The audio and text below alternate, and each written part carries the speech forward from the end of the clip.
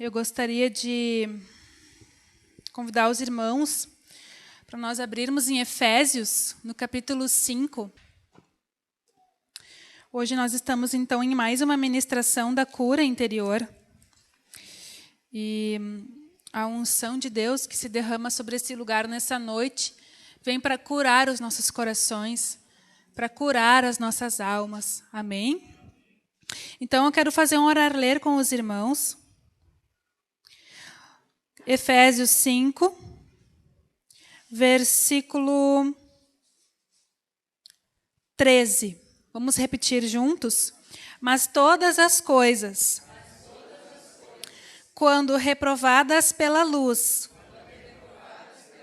se tornam manifestas. Porque tudo que se manifesta é a luz. Pelo que diz: desperta, ó tu que dormes. Levanta-te de entre os mortos, e Cristo te iluminará. Portanto, vede prudentemente como andais, não como nécios, e sim como sábios, remindo o tempo, porque os dias são maus. Por esta razão, não vos torneis insensatos, mas procurai compreender qual a vontade do Senhor. E não vos embriagueis com vinho, no qual há dissolução, mas enchei-vos do Espírito, falando entre vós com salmos, entoando e louvando de coração ao Senhor, com hinos e cânticos espirituais, dando sempre graças por tudo a nosso Deus e Pai, em nome de nosso Senhor Jesus Cristo, sujeitando-vos uns aos outros, no temor de Cristo. Amém. Hoje o assunto que o Senhor nos traz é sobre temperamentos, não é? E temperamentos são características, né? Que são a nossa personalidade, né? Que é constituída de características, defeitos, qualidades, e que constituem o nosso ser. E Hipócrates foi um filósofo que viveu ainda antes de Cristo, 400 anos antes de Cristo, né? E Deus deu para ele essa teoria dos 4 temperamentos. E essa teoria ela vem sendo confirmada pela Bíblia, porque ela mostra que realmente nós nascemos com as características que nós temos. E a Bíblia fala isso, né? Em Salmos 51, que nós já nascemos em pecado. Vamos ler lá? Fomos concebidos e já nascemos com características pecaminosas, né, que são inerentes ao nosso ser. Salmos 51, versículo 5. Eu vou pedir que os irmãos repitam comigo. Amém? Eu nasci na iniquidade, e em pecado me concebeu minha mãe. Isaías 48, versículo 8, fala a mesma coisa, se os irmãos quiserem conferir, né? Que nós já éramos chamados de transgressores desde o ventre materno. Amém? Então, o que é essa teoria dos 4 temperamentos? Existem 4 perfis, 4 tipos de pessoas, né? E em toda a face da Terra, né, com características, habilidades e dons que Deus deu, somado a isso, mais características da natureza pecaminosa. E por que nós nascemos com essas características? Por que nós nascemos com esse perfil? Deus nos deu o perfil que nós temos, o temperamento que nós temos, porque através dele, através das nossas fraquezas, nós vamos buscar a Deus. E através dos dons e das capacidades que Deus nos deu, nós vamos servir a Ele. Amém? Então, existem, né, o temperamento sanguíneo, que nós chamamos sanguíneo. Existe o temperamento colérico, que são os temperamentos ativos, né? Existe o temperamento melancólico e o temperamento fleumático, que são considerados temperamentos passivos. Nós vamos discorrer um pouquinho sobre cada um hoje, visando o autoconhecimento. Amém? Então, que você ore nesse momento, pedindo para o Senhor te mostrar quem você é. Em qual perfil você se enquadra, porque isso serve para quê, irmãos? Para que nós venhamos a nos liberar para a obra do Espírito. Quanto mais nós nos conhecemos, mais nós vamos deixar Deus agir através de nós. Amém, irmãos? Então, nós vamos começar falando sobre o temperamento sanguíneo, né? Então, só para esclarecer para os irmãos, né, que o conhecimento do temperamento, ele é apenas uma ferramenta que nós vamos utilizar para o nosso crescimento espiritual. Então, no passado, né, irmãos que são mais antigos na igreja, já presenciaram, já cometeram erros, e já sofreram erros também, de serem expostos publicamente, porque, né, o fulano é tal temperamento, por isso que ele faz isso, né? O fulano é assim, por isso que ele é quieto. Mas o fulano é tal, né? Já vi muitas irmãs dizerem assim, eu nunca quero me casar com um sanguíneo, né? Então, o que é isso, irmãos? É o mau uso do conhecimento. Amém?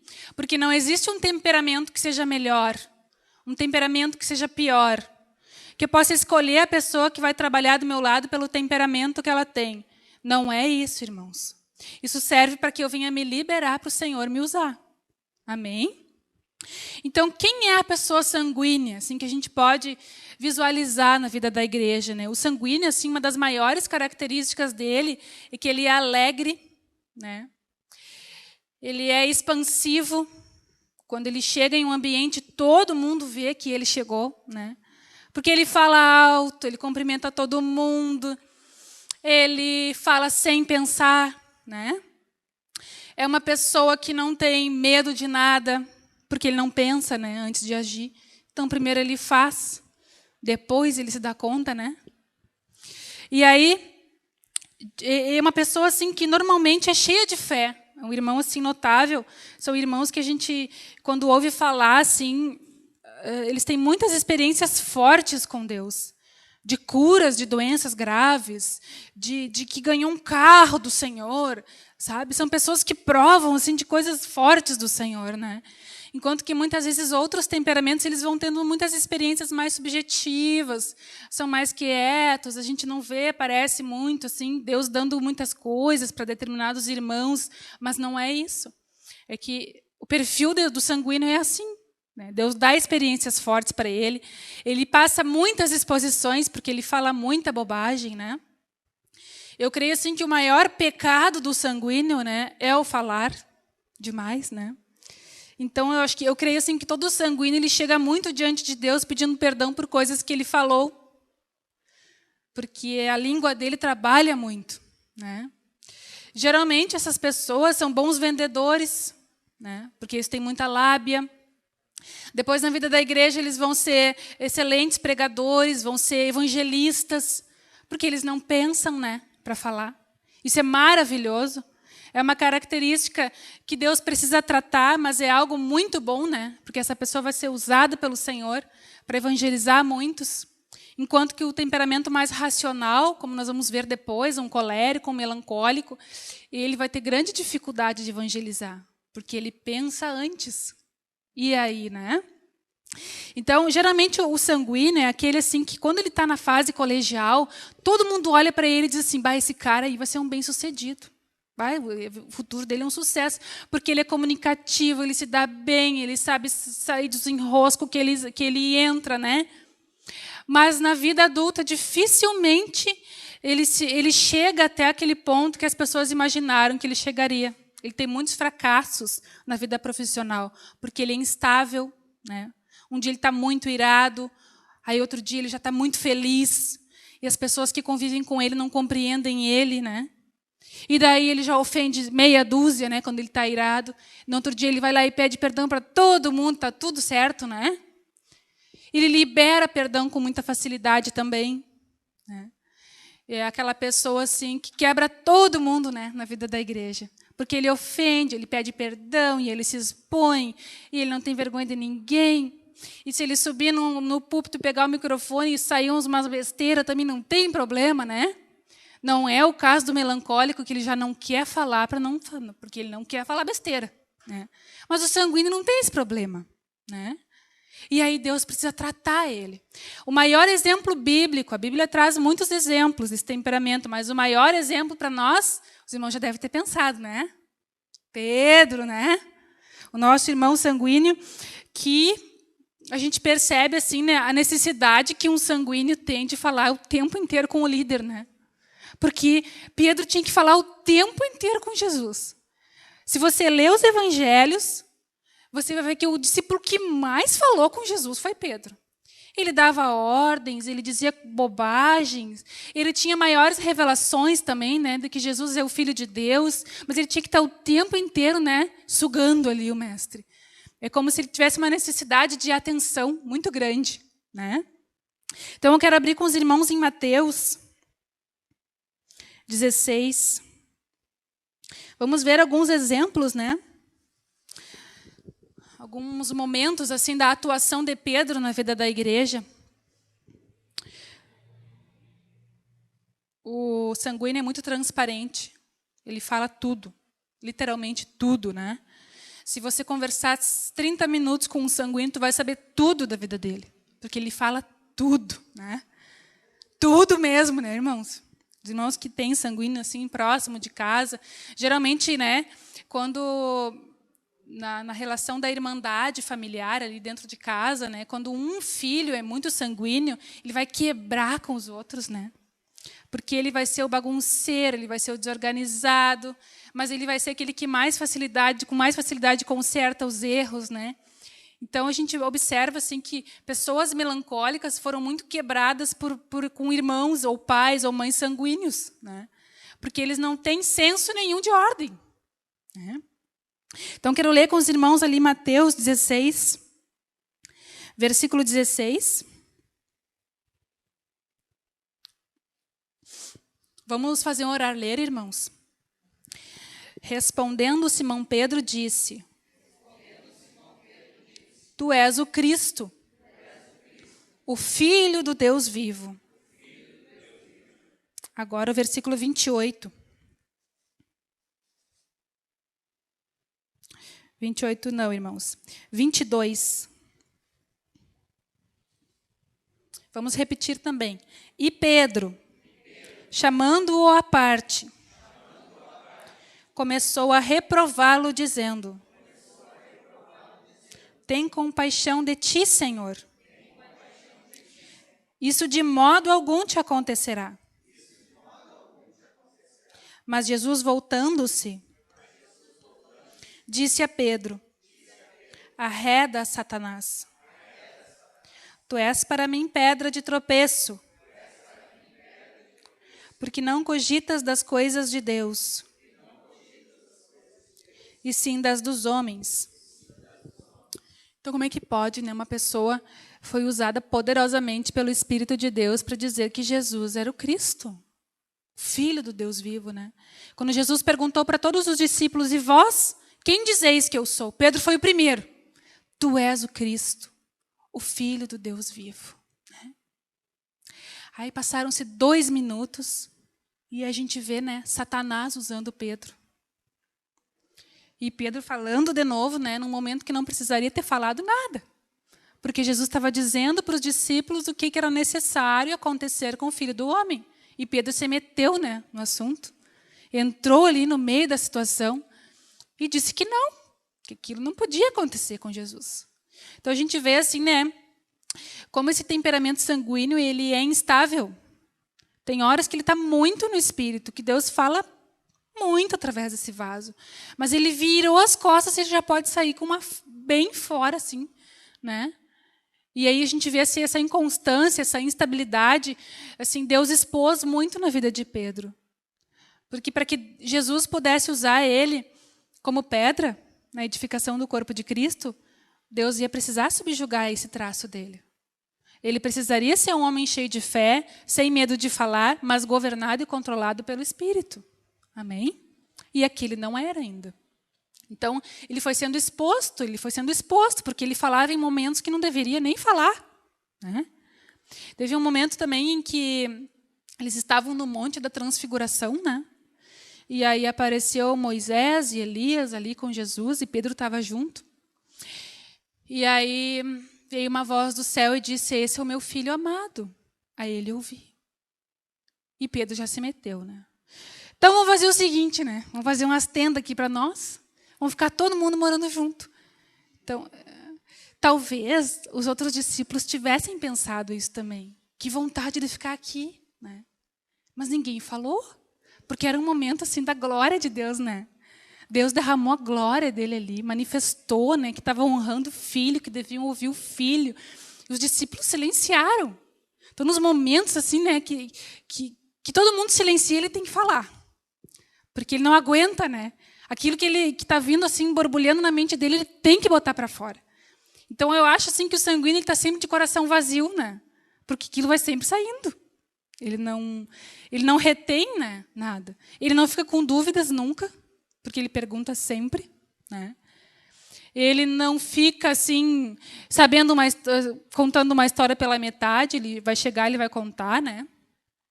Então isso mostra assim a necessidade que Deus tem de ter esse tipo de pessoas no reino, irmãos. Porque a verdade de Deus precisa ser comunicada. Então Deus criou os sanguíneos para comunicarem a verdade. Mas um sanguíneo não tratado, ele vai comunicar tudo além da verdade, né? E a verdade também, porque eles fazem uma mistura, né?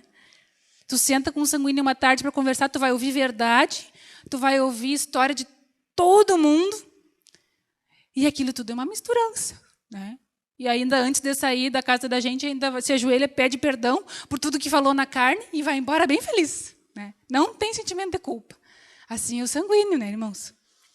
E aí Deus vai tratando, porque na situação ali das tendas, né, que Pedro já falou em fazer, eu digo assim que ele não faria aquelas tendas, porque ele não leva até o fim as suas ideias. Ele não é capaz de colocar em prática. Mas ele polvilha, né, uma congregação de ideias. Mas ele próprio não consegue levar aquilo, porque ele tem uma agitação interna assim, que ele não consegue sentar e levar até um fim, um plano que ele tenha. Então, geralmente um irmão com esse temperamento, né, ele vai determinar num determinado momento da vida dele que ele vai estudar o livro de Atos. E aí, o dia que ele começa, né, ele já faz um jejum, ele bota o joelho em terra, ele abre o livro de Atos, e daí Deus já fala com ele um monte. Ele já conta para metade da igreja que ele está meditando ali naquele livro. Na semana seguinte, já era. Já não está mais estudando aquilo ali, né? Já desistiu. Então, a vida dele tem muitas coisas começadas, mas ele não consegue levar até o fim. Então, Deus vai ter que gerar uma perseverança no coração desses irmãos, dessas irmãs, né? Porque a gente sabe que o reino, a Bíblia diz que os que vão perseverar até o fim é que vão ser salvos. Então, o sanguíneo ele vai ter que ser tratado por Deus na área da perseverança, porque ele precisa perseverar até o fim em tudo aquilo que Deus dá para ele. Então, o sanguíneo ele vai servir a Deus num departamento, ele serve muito bem no primeiro mês, aquele departamento. Tudo fica lindo, limpo, em ordem, né? No segundo mês, aí ele já começa a não chegar no horário, aí ele já começa a dar desculpa, porque ele não consegue carregar por muito tempo, né, uma responsabilidade. E aí é que ele envergonha o nome do Senhor. Então, a gente precisa levar a Deus essas nossas fraquezas, aquilo também que nós consideramos serem as nossas qualidades, porque eu creio assim que quando a gente confia muito numa qualidade nossa, a gente não vai deixar Deus nos usar, né? A gente vai usurpar aquilo ali que Deus deu, né? E não vai haver uma edificação do reino de Deus, porque todos os talentos, as qualidades, as habilidades que Deus nos deu, irmãos, é para que nós venhamos a servi-lo, governados pelo Espírito. Amém? Então, eu quero ler também com os irmãos mais um trecho de Mateus 14.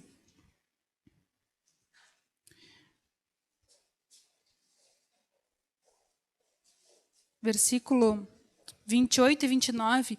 Mais uma situação assim de Pedro, né?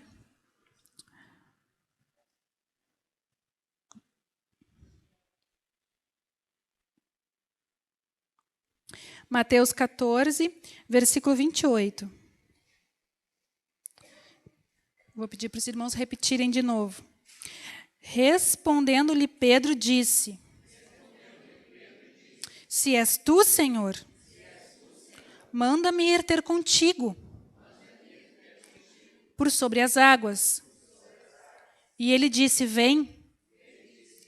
E Pedro, descendo do barco, andou por sobre as águas e foi ter com Jesus.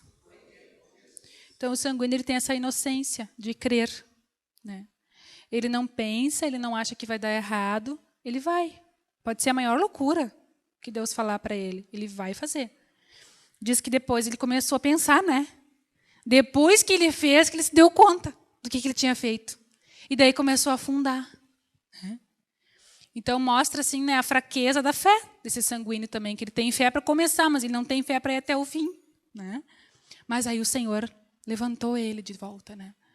Então, irmãos, assim, a gente precisa admirar muito, né, essa obra do Espírito, porque ele colocou todo tipo de pessoa em nosso redor para gerar equilíbrio em nós. Porque Jesus ele foi totalmente equilibrado. Ele tinha um lado sanguíneo, ele tinha um lado colérico, ele tinha um lado fleumático e um lado melancólico.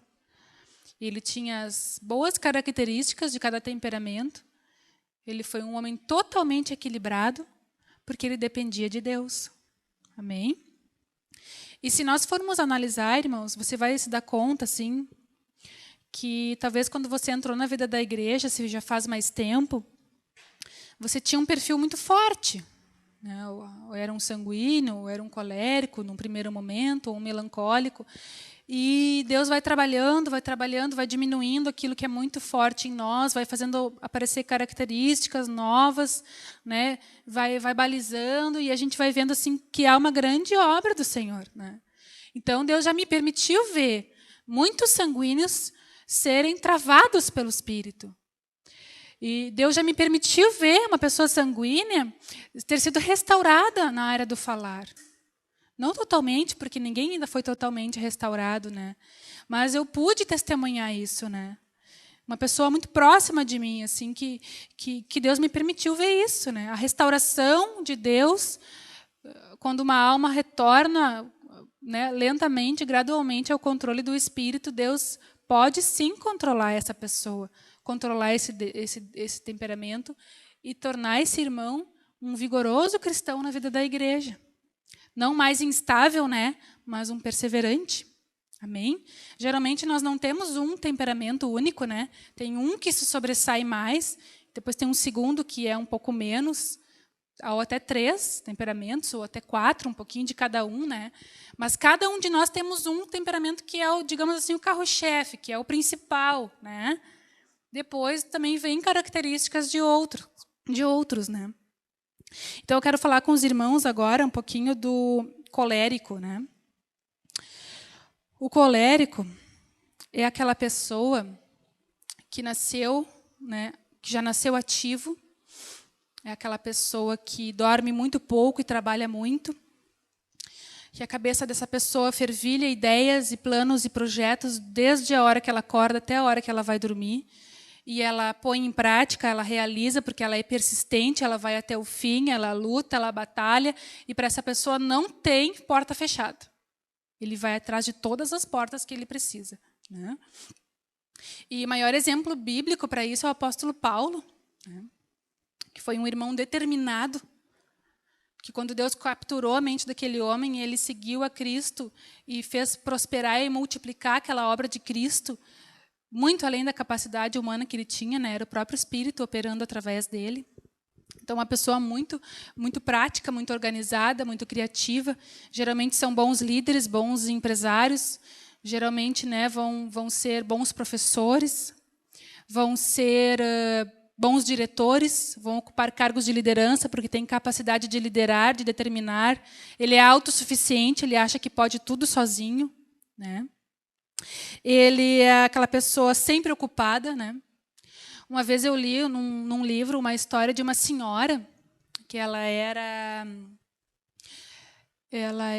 de um país, ela era da Inglaterra, e ela foi servir a Deus como missionária na China. E ela serviu a Deus muitos anos ali, né, como missionária na China, de uma denominação. E numa certa idade, então, ela já tinha lá seus 70, 80 anos, e ela foi mandada de volta para casa, porque ela já tinha uma certa idade, né? Então, aposentaram a irmã, né? Deram uma aposentadoria para a missionária.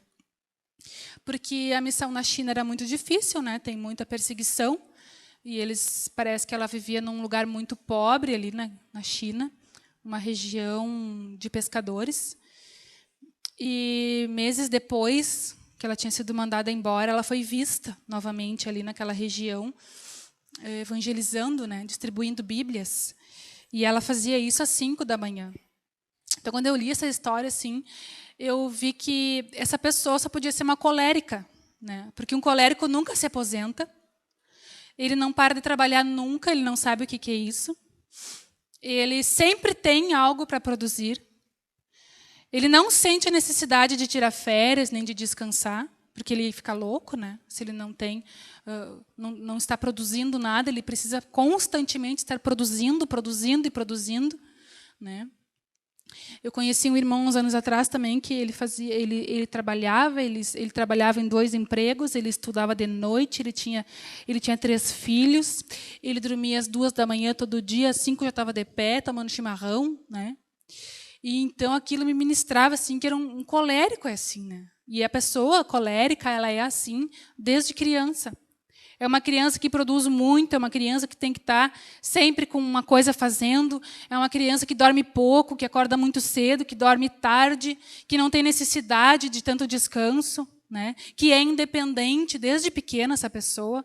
Então não precisa que ninguém leve ele para lugar nenhum, ele vai sozinho, ele aprende, ele se vira, ele vai morar numa cidade com lá seus 17, 18 anos e ele se vira, ele não volta mais para casa, né? Ele não depende de pai nem de mãe, porque ele tem essa autossuficiência, ele tem essa capacidade de enfrentar a dificuldade, porque Deus deu isso para ele. Deus quer líderes. Amém? E essas pessoas são capazes de liderar povo, de trabalhar no secular, de levar à frente uma obra de Deus, que é incrível isso. A gente vê assim que é Deus que fez eles mesmo, né? E o apóstolo Paulo é o nosso maior exemplo disso, porque a primeira aparição dele na Bíblia, ali no livro de Atos, vamos ler ali, irmãos. Atos, capítulo 8.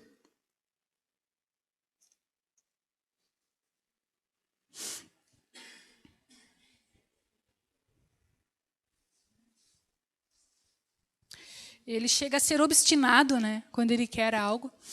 Acho que a maior característica do colérico é a obstinação. E a oração diária dele é para que ele consiga depender de Deus, né? Porque ele é autossuficiente. Então, eu creio assim, que o mais colérico faz é pedir perdão a Deus pela autossuficiência, né? Porque ele faz tudo sozinho, ele acha que o melhor jeito é o dele, ele não precisa da ajuda de ninguém, né? E Deus coloca essas pessoas, esses irmãos, essas irmãs, para viverem num corpo, né? E ali Deus vai trabalhar, Deus vai quebrar, Deus vai permitir que coléricos convivam com sanguíneos, né? Que pessoas muito perfeccionistas convivam com pessoas nada perfeccionistas, porque Deus quer gerar equilíbrio em nós, irmãos. Né? Então, esse ser aqui, esse irmão que ele conquista coisas sozinho, que ele chega muito longe sozinho, que ele tem uma capacidade incrível, né, de trabalhar o tempo inteiro, de não se dar descanso, essa obstinação dele por estar sempre produzindo, é algo assim que Deus também vai ter que trabalhar nisso. Gerar um equilíbrio, né? Deus vai ter que frear esse vaso, né? Tem vasos que Deus tem que acelerar. E tem vasos que o Senhor vai ter que frear, né? O Senhor vai ter que dar jeitos assim para que essa pessoa trave um pouco, para que possa ouvir a Deus, né? A gente vê o caso de Marta e Maria também, que a Marta era uma colérica, né? Ela trabalhava e produzia o tempo inteirinho. E se ela visse alguém parado, ela assim, se amargurava. Porque ela acha que os parados são os pecadores e que os que trabalham o tempo inteiro são os corretos, né? E Jesus deu aquela experiência para ela ali de mostrar que não, né? Que não é porque ela tinha trabalhado muito que ela agradava a Deus, que ela era melhor do que a Maria, né? Então vamos ler aqui, né? Saulo, uma característica de um colérico também ele é geralmente cruel, né? E frio. Atos 8:1. Vamos ler, irmãos. Eu vou ler, os irmãos não precisam repetir. Saulo consentia na sua morte, né? Então, ele era um membro do Sinédrio, e quando Estevão foi apedrejado por todos os membros do Sinédrio, Saulo ainda era muito jovem. Acho que ele não podia ainda, não estava na categoria de jogar pedras ainda, né? Não tinha ainda essa categoria, né, de espiritualidade dentro do judaísmo, né? Mas ele já estava ali.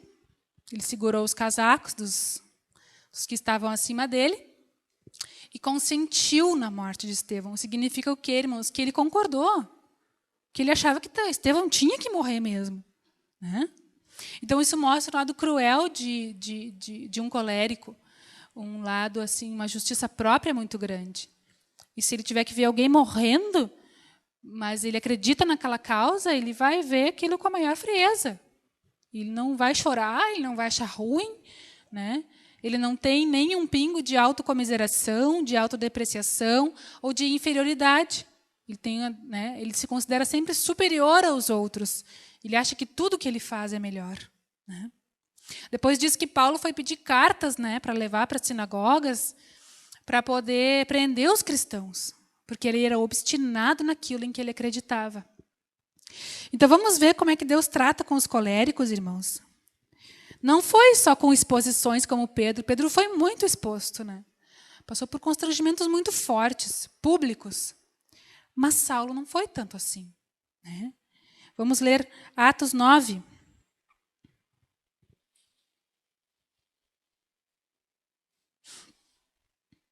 Versículo 3 e 4.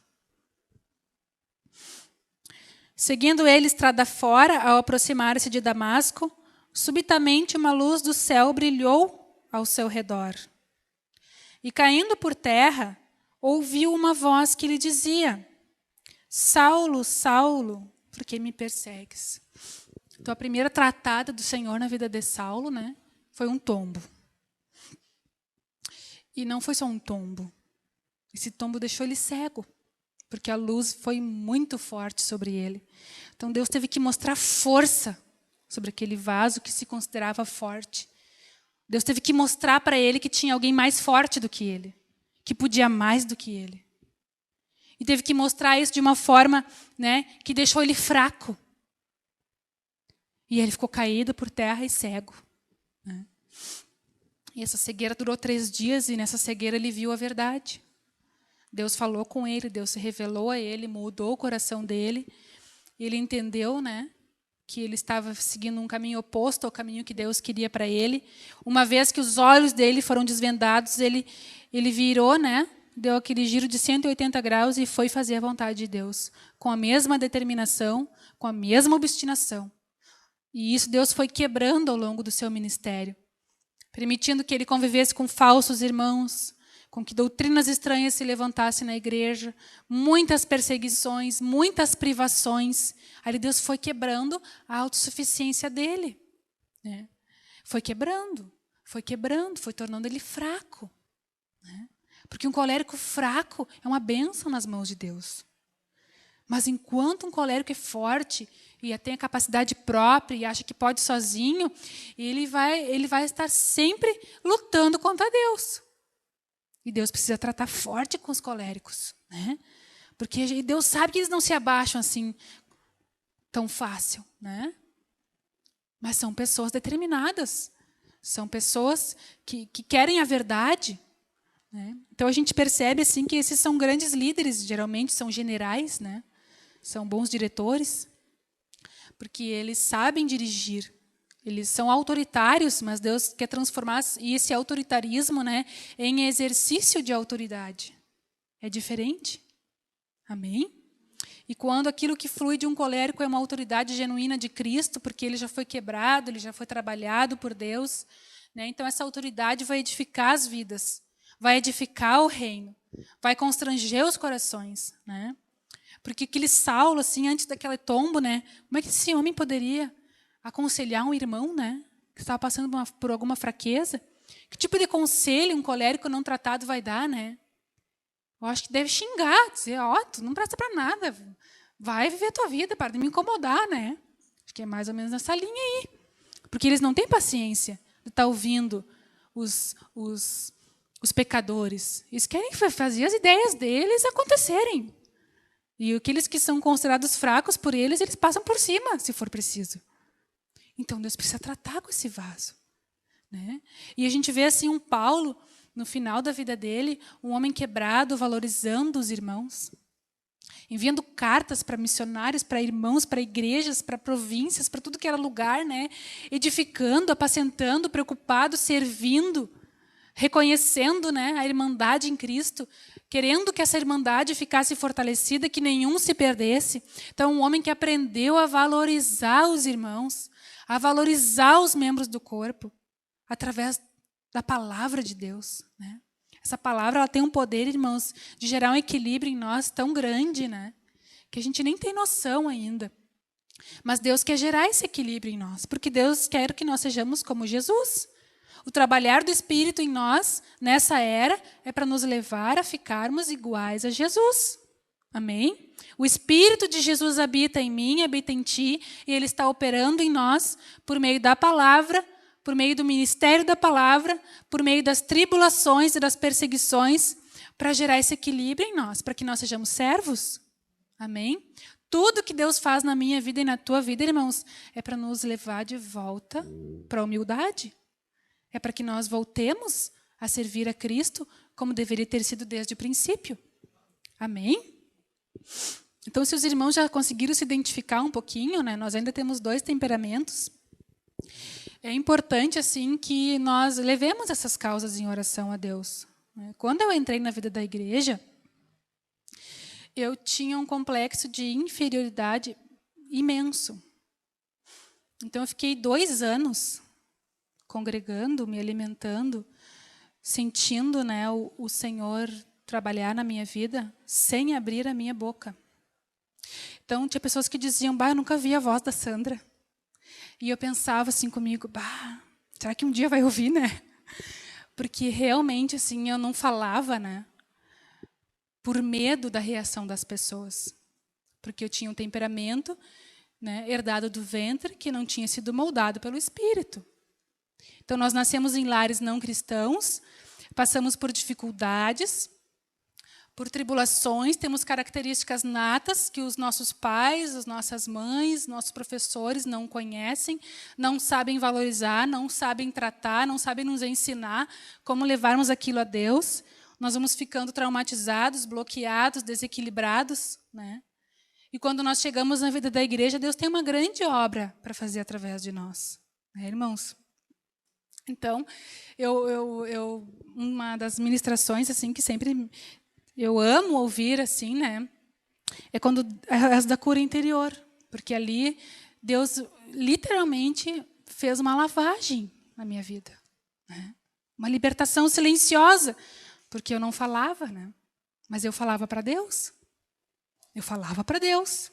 Então eu sentia vontade de falar com alguém, mas eu não tinha coragem, né? Eu falava para Deus. Aí Deus começou a me chamar. E daí foi me libertando, né? Então eu tinha uma fita, né, guardada do meu primeiro testemunho. Depois de uns anos eu fui ouvir. Eu falei 4 minutos, irmãos. Meu testemunho de conversão foram 4 minutos. Calculem, né? Tamanho bloqueio que tinha na minha vida. E Deus foi curando, Deus foi fazendo surgir em mim uma capacidade de me expressar e de falar que eu sei que não é minha. Eu não tinha isso, né? Então, toda a honra e toda a glória do Senhor.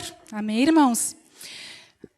Vamos ler agora só um versículo aqui, um trecho para encerrar, do colérico, né? 1 Coríntios 9.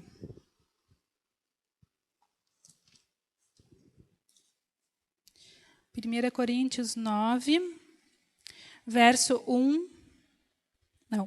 24 ao 27. O falar de um colérico restaurado. Amém, irmãos? Eu vou pedir que os irmãos repitam comigo. 1 Coríntios 9, 24.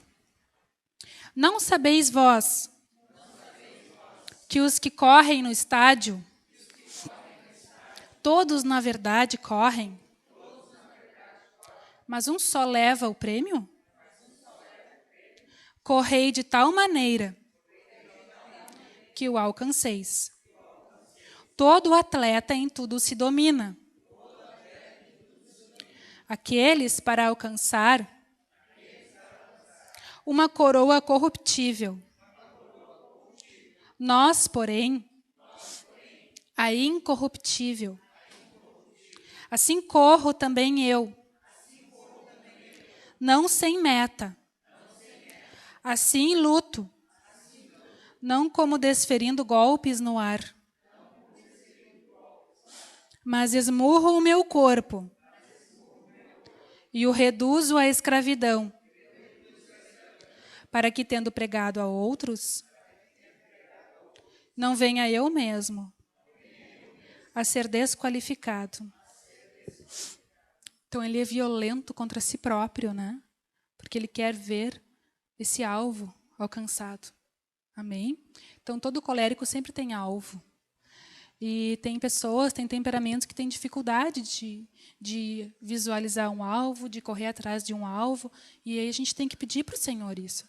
Essa capacidade de confiar nesse alvo, que é a vida, né, milenial com Cristo. Esse é o nosso alvo hoje, né?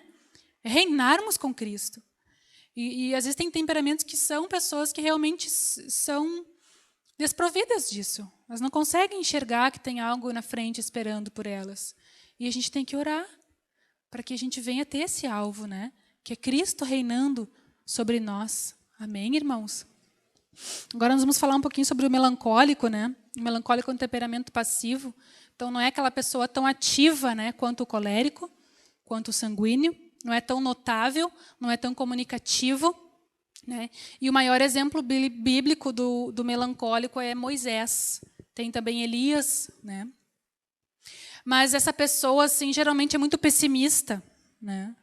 É dotada de muitos dons e talentos, mas ele sofre desse complexo de inferioridade. E ele é muito racional, ele pensa muito antes de responder. Então, se você vai perguntar algo assim para um melancólico, ô irmão, tu pode ministrar num grupo amanhã? O melancólico vai dizer assim, irmão, não sei. Posso te responder amanhã? Aí ele vai responder. Porque ele cumpre o que ele fala. Amém? Mas ele primeiro vai pensar muito naquilo. Se ele vai ser capaz de cumprir com aquela comissão. Se ele vai ser capaz de fazer aquilo que estão pedindo para ele. Então ele pensa muito, ele rumina muito aquele assunto. Ele gasta muito tempo, muita energia mental, né? Vendo se aquilo realmente vai ser algo possível para ele. Depois que ele tem certeza que ele vai conseguir, então ele responde. Mas ele nunca responde sem pensar, né? Então, tu nunca vai ter uma resposta de um melancólico, assim, uma resposta imediata, né? Vai ser sempre depois, né? E aí, né, ele é inteiramente o oposto do sanguíneo. Aquela pessoa mais quieta, mais reservada, não faz promessas com facilidade, é perfeccionista, é detalhista, né? Então, por exemplo, um melancólico, se uma mulher melancólica, por exemplo, ela vai cuidar de uma casa, ela vai limpar cada cantinho, nem que ela tem que ir com um palitinho, uma escova de dente. Mas não vai ficar um cantinho, uma fresta, nada, sem ter sido limpo. Isso é um melancólico que faz, irmãos. O sanguíneo já pega um rodo, já passa pelo meio da casa e já está feito, né? O melancólico, ele vai com uma escovinha para o ralo, uma escovinha para a pia, uma esponja para o box do banheiro, outro paninho para limpar o vaso, mais um paninho para limpar a janela, tudo separadinho dentro de uma caixinha, de um baldinho, né? O produto disso, o produto daquilo, né?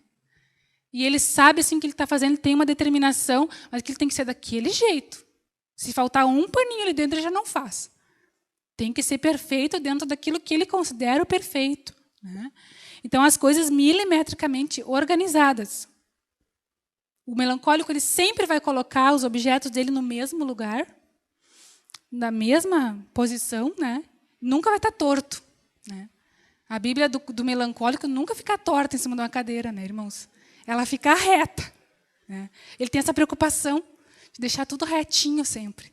Tudo assim bonitinho, né?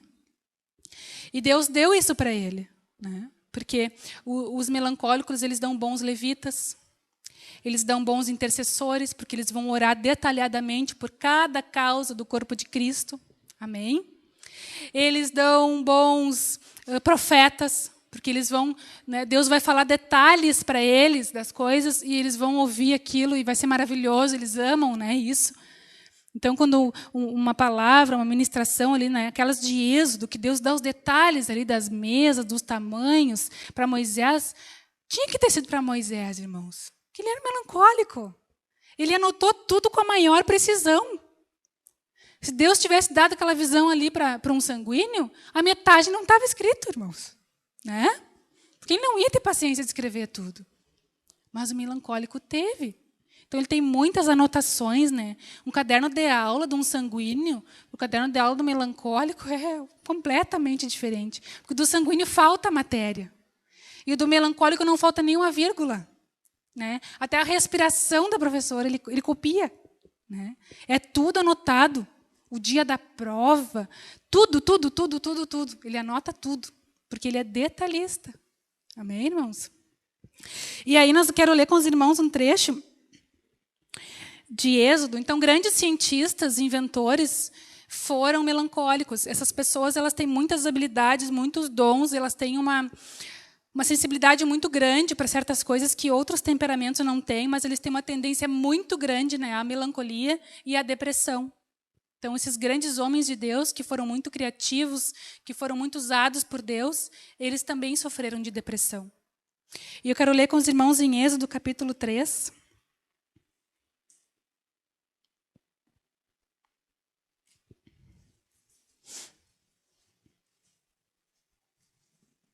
Versículo 10.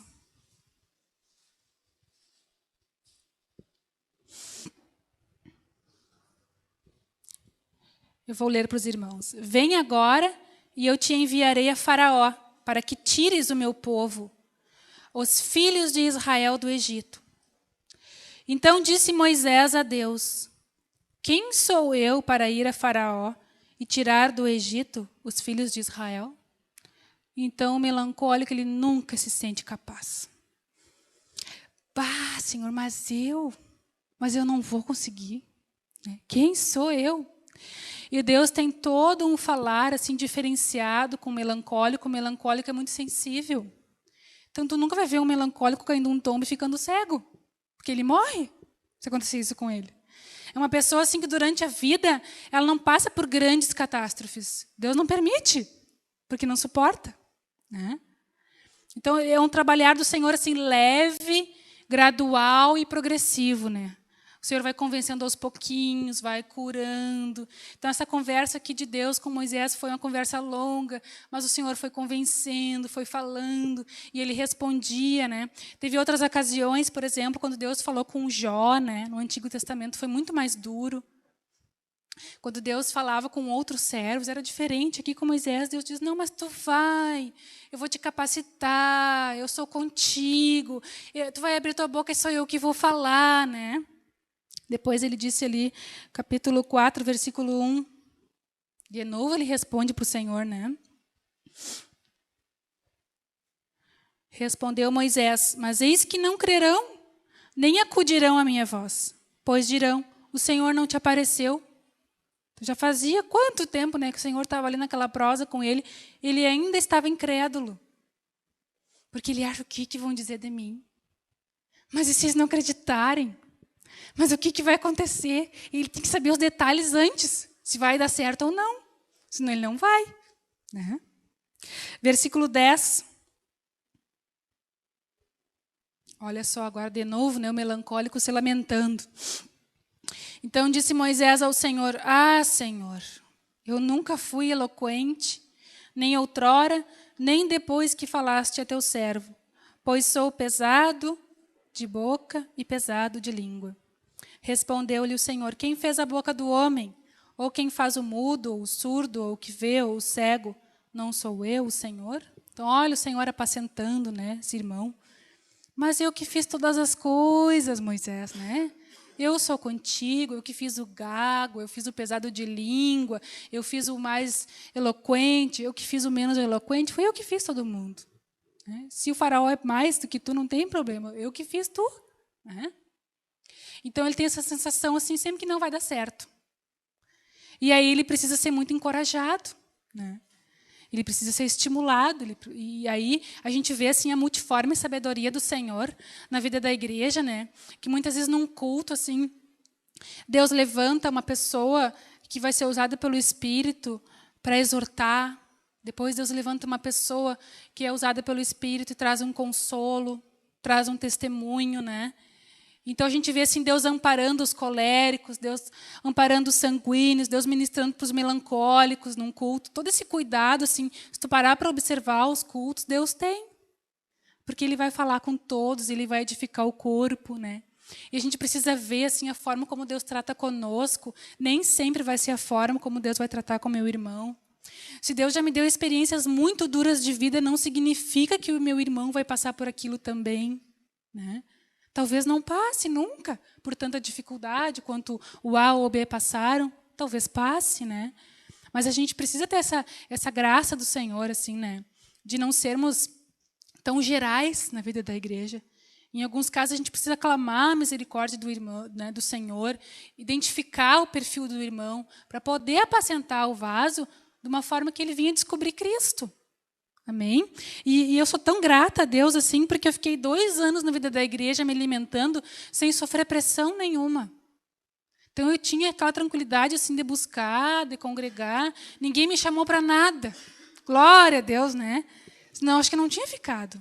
Eu não suportaria, né? Porque muita pressão assim o melancólico não suporta. Né? Ou ele enlouquece, ou ele se amargura com metade da igreja, ou ele vai embora da igreja, né? Então, a gente tem que ter esses cuidados, né? Tinha uma pessoa que foi usada por Deus para me apacentar, e essa pessoa, assim, eu não falava muito, né, na terapia. Então, essa pessoa tinha esse zelo, assim, que Deus deu de falar, de ministrar, cura interior, assuntos, me dava passagens, mas não me cobrava nada. Aquilo era tão bom para mim. Porque daí eu sabia que eu podia buscar em paz, que não tinha que dar contas daquilo que eu estava ouvindo. Que eu conseguia buscar assim, sem pressão. Né? Que eu tenho uma mãe colérica e um pai colérico, então tudo era com pressão. E Deus foi tão maravilhoso que na vida da igreja me permitiu ficar assim, naquele primeiro momento sem ser cobrada. Porque Deus sabia que eu não suportaria. Né? Ali era um lugar que eu precisava ser apacentada. Né, irmãos? Então é tremendo assim isso. E a gente tem que orar para Deus manter isso entre nós. Né? Esse discernimento, essa capacidade de a gente servir o irmão, reconhecendo que ele é diferente de nós. Amém? E geralmente nas terapias, nos grupos familiares, Deus vai mandar pessoas de vários perfis para a gente apacentar, para a gente servir. E a gente precisa estar buscando a sabedoria do Senhor, porque cada pessoa é diferente e a gente não sabe o que tem por trás daquela pessoa ali. O que aquela pessoa traz como bagagem de vida? Né? Quais são os traumas que aquela pessoa tem? A gente não sabe. E se eu vou na minha força natural, se eu vou no meu ímpeto humano, eu posso matar espiritualmente aquela vida. Por isso que a gente tem que deixar o Senhor trabalhar em nós, irmãos. Né? Com as dificuldades, com os quebrantamentos, porque isso vai gerando homens espirituais, pessoas capazes de servir a Deus e de edificar o próximo. Né? E a Bíblia fala que o conhecimento ensoberbece, mas o amor edifica. Amém? Então, quanto mais a gente tiver contato com o amor de Deus, mais edificados seremos. E nós temos que transmitir esse amor. Amém?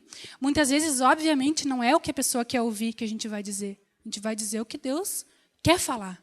Nós precisamos ter essa coragem, né? Mas a gente tem que ter essa coragem no Senhor de discernir aquilo que o Senhor quer. Porque a gente tem muita experiência assim na terapia, que às vezes tu atende uma pessoa tu traz uma ministração, aborda um assunto que dá muito fruto na vida daquela pessoa. Daí tu vai tentar fazer com a outra, já não dá certo. Porque não tem regra, né, irmãos? A gente precisa seguir o fluir do Espírito. Amém? Então, os melancólicos são vasos muito preciosos para Deus, assim como os coléricos, como os sanguíneos. E todos nós precisamos ser envolvidos pela vida divina. Amém, irmãos? E todas as pessoas que vão vir depois de nós, elas vão esperar de nós receber o quê? Amor. E é o amor que edifica. Então, todo o quebrantamento que Deus já está produzindo na tua vida hoje, na minha vida hoje, é para gerar edificação para o próximo. Amém, irmãos? E uma coisa assim que me ajuda muito é eu observar como Deus me trata. É tão tremendo isso, né? Porque a gente vai observando assim a forma como o Senhor faz as coisas na vida da gente, e a gente tem que amar os nossos irmãos da mesma forma. Porque é muita misericórdia que Deus tem, irmãos. É muita paciência. É muita longanimidade. E uma coisa que eu jamais vi Deus fazer comigo foi me jogar coisas na cara, erros meus. Deus nunca me acusou.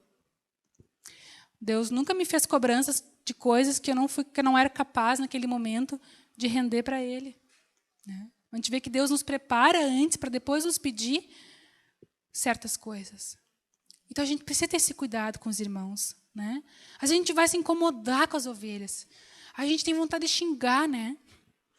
Mas a gente tem que pensar, o Senhor me xingou hoje? Pá, o Senhor me chamou de tudo que é coisa hoje quando eu acordei? Não! A gente abre a palavra, o que Deus faz com a gente, irmãos? Nos edifica. Nos supre. Não é o que tu vai buscar no Senhor na primeira hora que tu acorda, suprimento para o dia? Mas não é isso que muitas vezes a gente dá para os nossos irmãos. E aí a gente precisa rever, né, irmãos? Tem uma coisa impedindo, trancando esse fluir. Né? E também eu quero ler com os irmãos, ver com os irmãos agora a questão do irmão fleumático. Né? Lembrando também que o melancólico é muito irado, mas é uma ira que vai sendo nutridinha aos poucos. Né? Ele vai guardando uma coisa aqui, ele vai guardando uma coisa ali, ele vai guardando. Ele vai guardando. E quando ele explode, ele fere uma rocha. Né? Que nem Moisés. Aquilo dá um esparramo assim. Toda a rua fica sabendo que a criatura explodiu. Né? Porque todo mundo ouve. Quebra coisa. Né? Melancólico é um vaso muito irado. Mas é uma ira reprimida. Né? Tudo que fica muito tempo reprimido, uma hora explode. Né? E sai para fora. Então, essa ira reprimida, que não é muito vista pelas pessoas, também tem que ser exposta diante de Deus. A gente precisa dizer para Deus, Deus, meu irmão fez isso comigo que eu não gostei, mas eu quero confessar isso a Ti, tira isso de mim. Porque o melancólico ele tem a tendência de guardar. E ele vai acumulando, ele vai acumulando. E não é bom isso, irmãos, porque isso vai nos afastando da comunhão. Então, ele precisa confessar para o Senhor, cada vez que ele se amargura. Eu acho que a confissão que o melancólico mais faz é a da amargura, né? Porque ele é mais quietinho, ele é perfeccionista, ele não fala muito e tal, né? Então, ele fica como se ele ficasse vendo mais os erros dos outros e se sentindo mais agredido, né? Pelos temperamentos das pessoas que vivem ao redor dele. E aí ele precisa expor isso para o Senhor, confessar isso para o Senhor, dizer para o Senhor que ele não gostou disso, que ele não gostou daquilo, porque eu não gostei disso, eu não gostei daquilo, eu olhei para aquela coisa, me irritou, aquilo ali vai guardando. Né? E isso é uma bomba relógio, né, irmãos? Pode explodir e pode causar muitos danos espirituais na minha vida e na vida de outros. Amém? Agora vamos ver o nosso irmão fleumático, então, né? Fleumático vem de fleuma. E fleuma significa falta de emoção, né? Então, é aquela pessoa indolente, que ninguém consegue entusiasmar ele para nada. Né? É como se dentro dele não tivesse um coração, tivesse uma pedra, porque ele não se emociona com nada. Ele não ri, assim, feliz com uma situação que acontece. Né? Mas ele é uma pessoa, assim, que vai se aquecendo vagarosamente. Então, aquele irmão na vida da igreja que a gente observa, assim, parece que ele não está recebendo nada, ele não compartilha muito, mas é uma pessoa de bem com a vida, mas ele não esboça muito assim, que está gostando, nem que não está, né? A gente fica olhando e pensando, será que esse irmão aí está recebendo, não está recebendo? E não tem reação, né? E ali, Deus vai tratando ele. Então, ele age por princípio e não por instinto. O fleumático, a gente pode ver assim, as pessoas fleumáticas são de mais fácil convivência no reino. São pessoas agradáveis, sossegadas, bem-humoradas, acessível, sabe trabalhar em equipe, né? É aquela pessoa que a gente olha assim, às vezes nem é um cristão, e diz, esse cara aí até parece crente. Porque ele não xinga, ele não briga, ele não desiste das coisas, ele é uma pessoa equilibrada, ele tem a impressão que ele é equilibrado. Mas ele tem aquela fleuma nele também, né? Ele não é quente, ele é meio esfriado assim, né? Então Deus tem muita dificuldade de mover um fleumático. O fleumático é aquela pessoa assim que ele vai ter um trabalho, talvez 2 na vida inteira dele, ele vai trabalhar, vai pegar um trabalho com 17 anos, vai largar com 60. E vai ficar a vida inteira fazendo a mesma coisa, se dando bem naquilo, mas ele não vai ter necessidade de mudar nunca de serviço, porque ele é acomodado, né?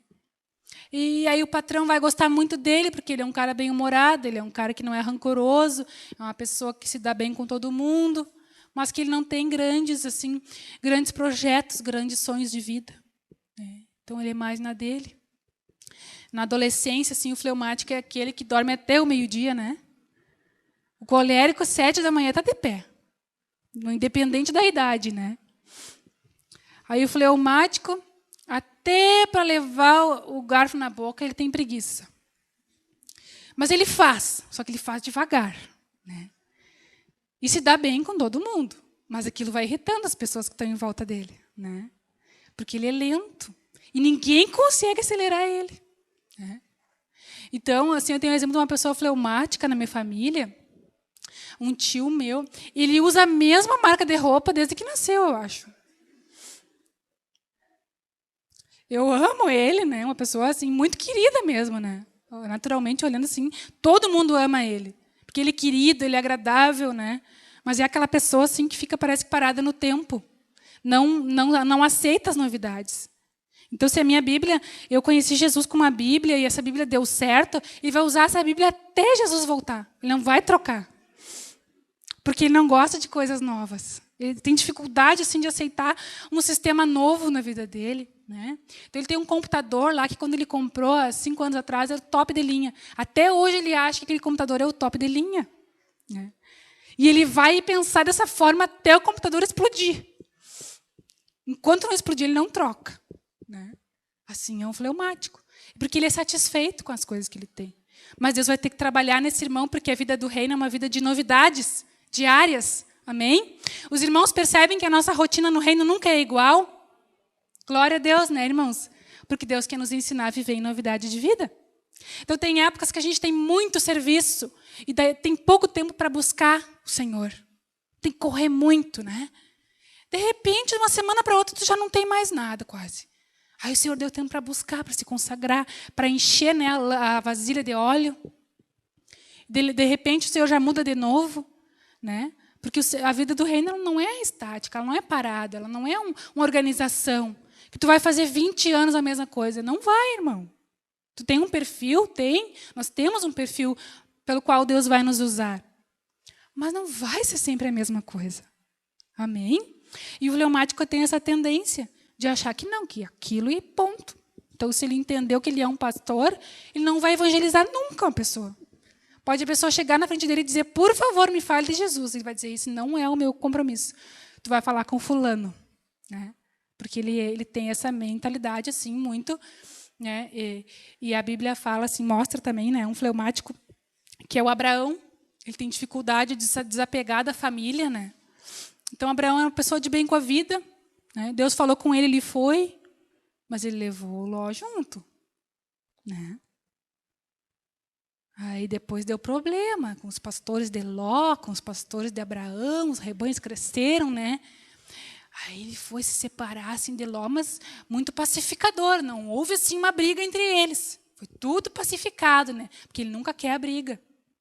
Então, num casal, né, aquele que nunca briga é o fleumático.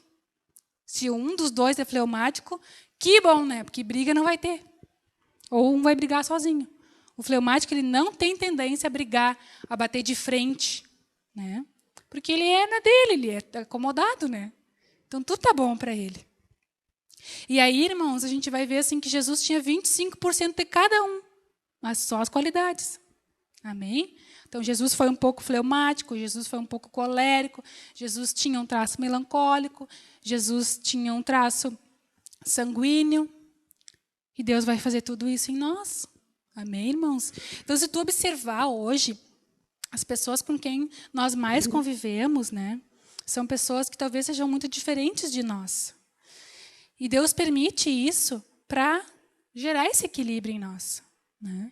Para a gente poder vislumbrar assim, a necessidade de nos humilharmos para vermos o nosso irmão crescer em vida.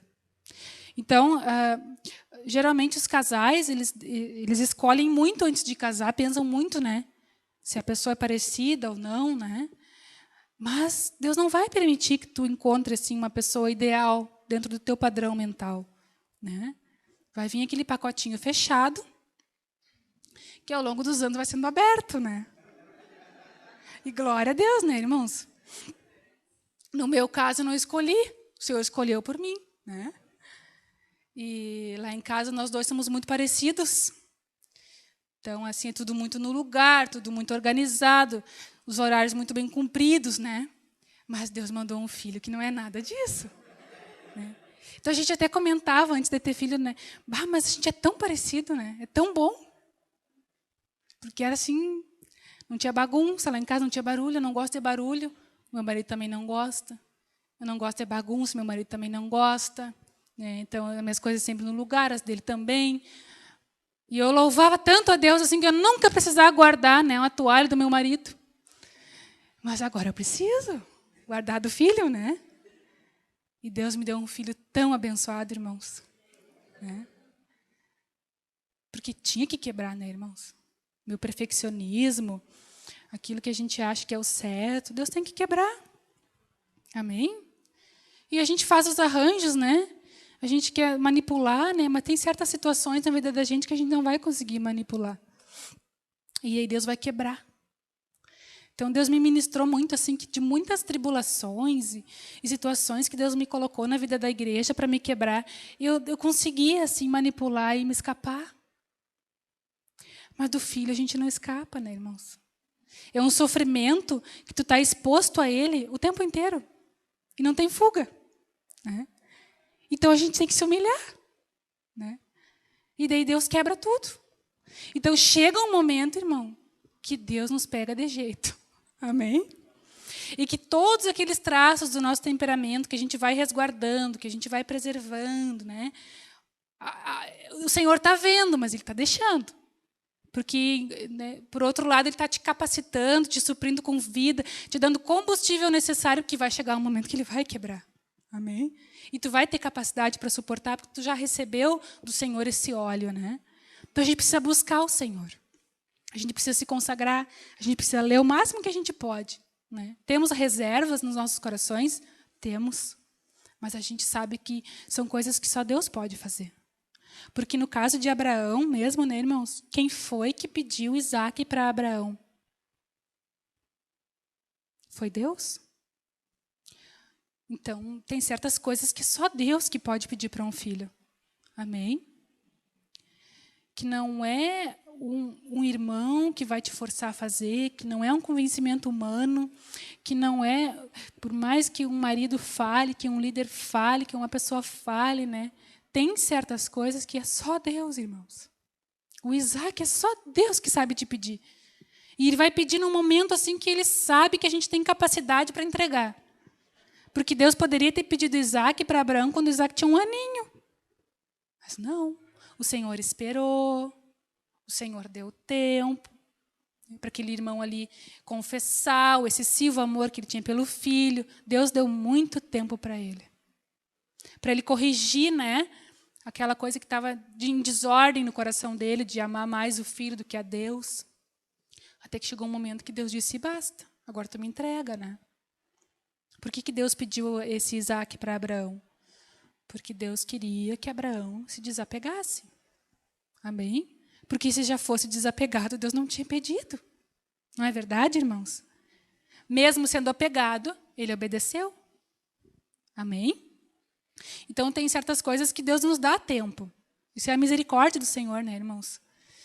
Que não é tudo para ontem, né? Os coléricos se convertem, eles querem para ontem, eles já querem estar tudo em dia na vida deles e já querem ser um homem espiritual muito rápido. Então, eles leem todos os livros que a livraria tem, assim, cerca de 1 ano. Não tem escola que eles já não fizeram, porque eles querem estar muito prontos para Deus. Mas tem certas coisas que Deus vai levar mais tempo para trabalhar, irmãos. Tanto na vida daqueles que estão próximos de nós, quanto na nossa vida. Amém? Às vezes a gente vai estar vendo um pecado, uma atitude errônea de um irmão nosso, e aquilo vai se repetir por anos. E tu vai olhar para aquilo, e tu vai julgar, e tu vai confessar para o Senhor, tu vai ser trabalhado com aquele erro do teu irmão, e parece que Deus não faz nada na vida dele, Deus não corrige ele. Mas não é isso, irmão. Deus tem um tempo para todas as coisas. Mas nesse meio tempo, Deus está trabalhando em outras pessoas. Amém? Deus está gerando santidade em muitas vidas, através do erro de uma pessoa.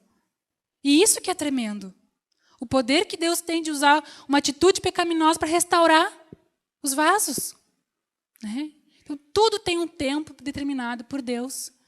E todos esses elementos que Deus colocou na vida da igreja são para trabalhar nas nossas vidas.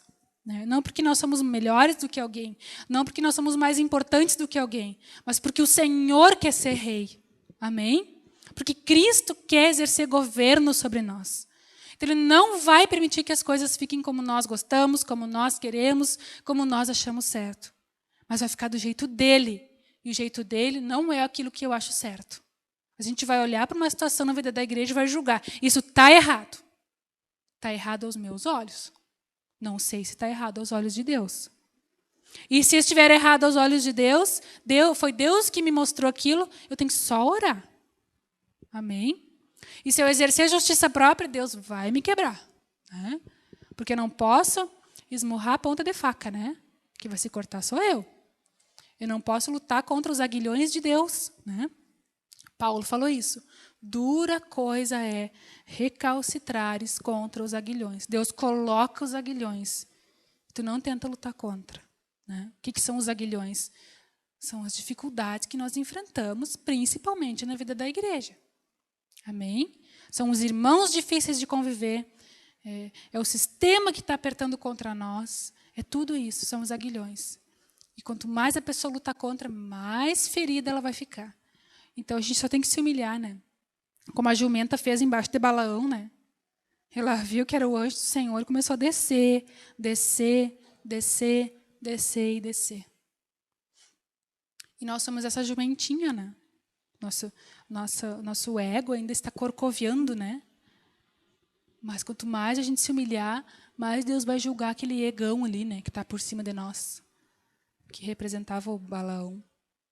Deus tratou com ele, mas a jumenta teve que se abaixar, se espremer, né?